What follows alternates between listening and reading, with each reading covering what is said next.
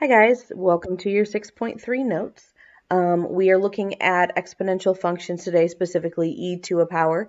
In 6.1, we did derivatives and antiderivatives involving natural logs. So this section will cover derivatives and antiderivatives with the inverse of the natural log function. If you remember from an activity we did back in chapter 2, we did come across the derivative of e to the x, and so you may remember the derivative of e to the x is itself, but we're going to start by proving that, and then we'll use it in some examples, okay? So to derive the formula for the derivative of e to the x, I'm going to start by writing it as, an equation.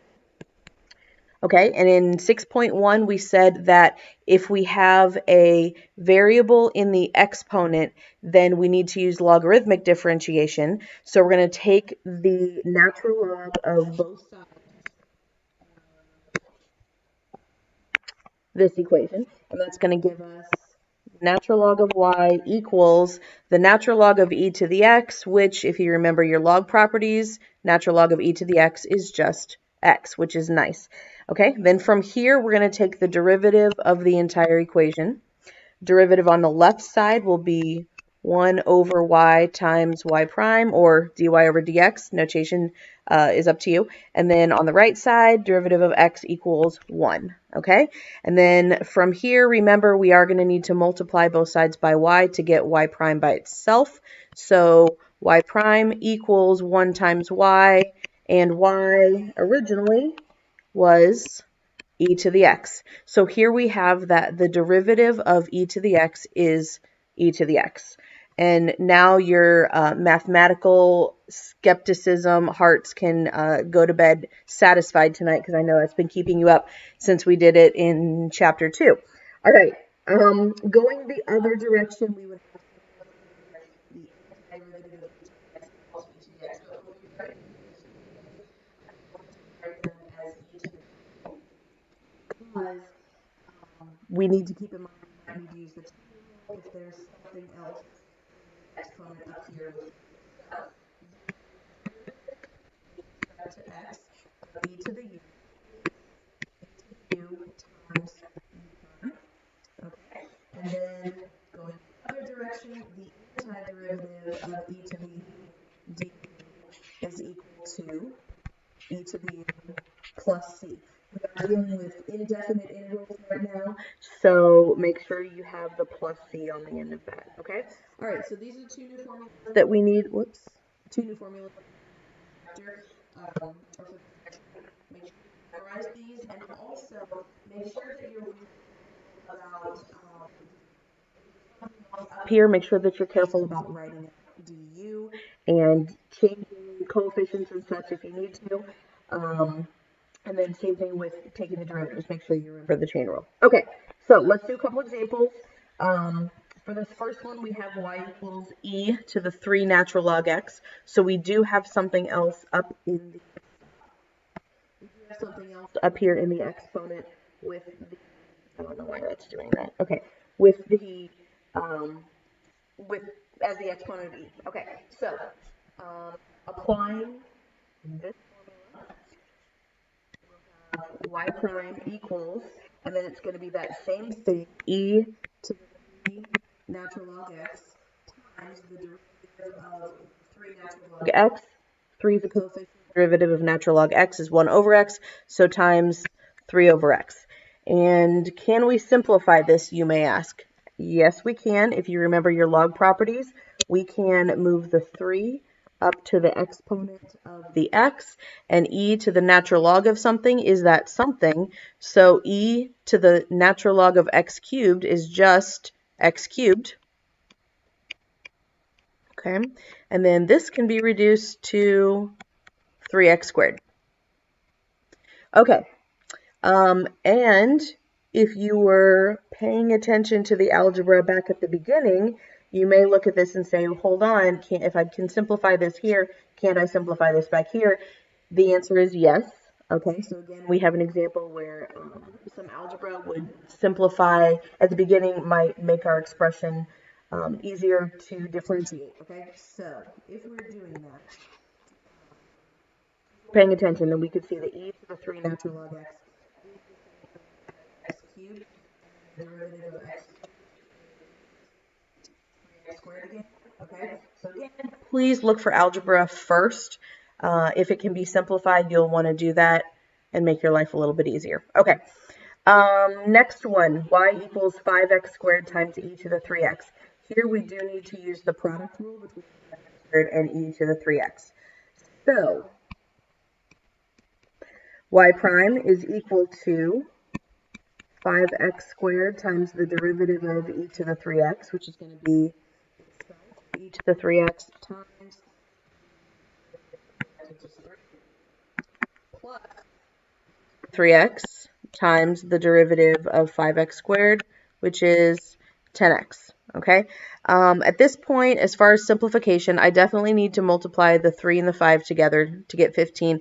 Also, frequently you will see this factored with the e to the 3x pulled out, or in this case, we have a greater common factor. We can actually pull out a 5 and an x from both terms as well. So it's likely that you will see your answer in a factored form.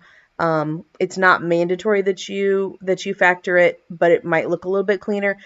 Regardless, though, you do need to multiply the 5 and the 3 together. So I am going to factor 5x e to the 3x to the front. So 5x e to the 3x.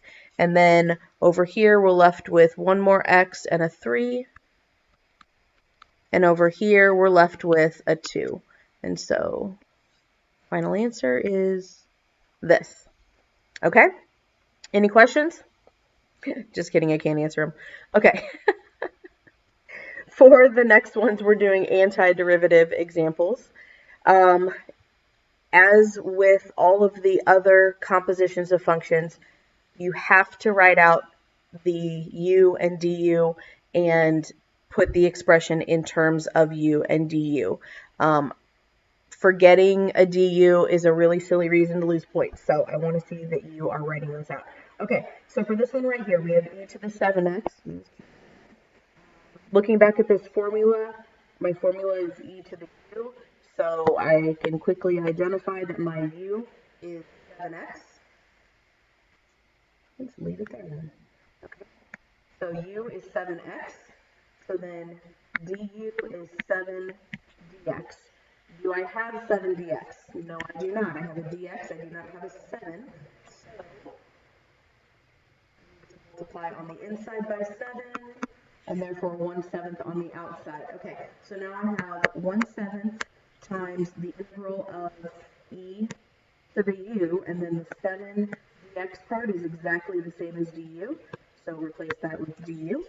Okay, and then from here, according to my formula, the antiderivative of e to the u is e to the u, so we have 1/7 e to the u plus c. And because this is an indefinite integral, we do need to go back in terms of the original variable. So 1/7 e to the 7x plus c. Okay, a common mistake is to not do du and then realize there should be a 7 somewhere and then just multiply by 7 at the end. Don't do that. Okay, for this next example, oh, hold on, typo there. Fixed it. All right, we have e to the x over the expression e to the x minus 2. This is not to the something because we have a little bit more here, okay? So here we are still looking at a u substitution problem, but u is going to be this denominator, okay? If u is the denominator, e to the x minus 2, then du is the derivative of e to the x minus 2 x minus 0 times dx.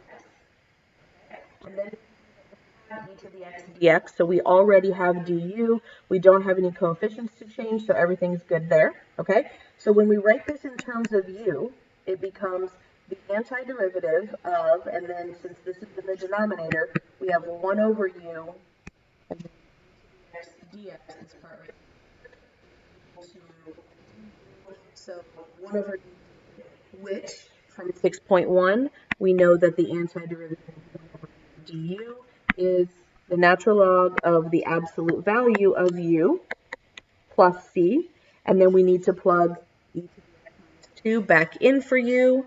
So we get the natural log of the absolute value of e to the x minus 2 plus c. And if you would like to skip this step right here and go ahead and stick e to the x minus 2 back in for u after this step, make sure this is here. But if you want to skip it right here, that's fine, and you can stick that in. Okay, algebra. Can I distribute the natural log to both of these, and then natural log of e to the x is just x, and simplify that? No, I cannot, which I'm sure is what you are all answering right now. Okay, so no, I can't. That's all I can do because this is subtraction, not multiplication or division. So that is as much as I can do. Okay, see ya.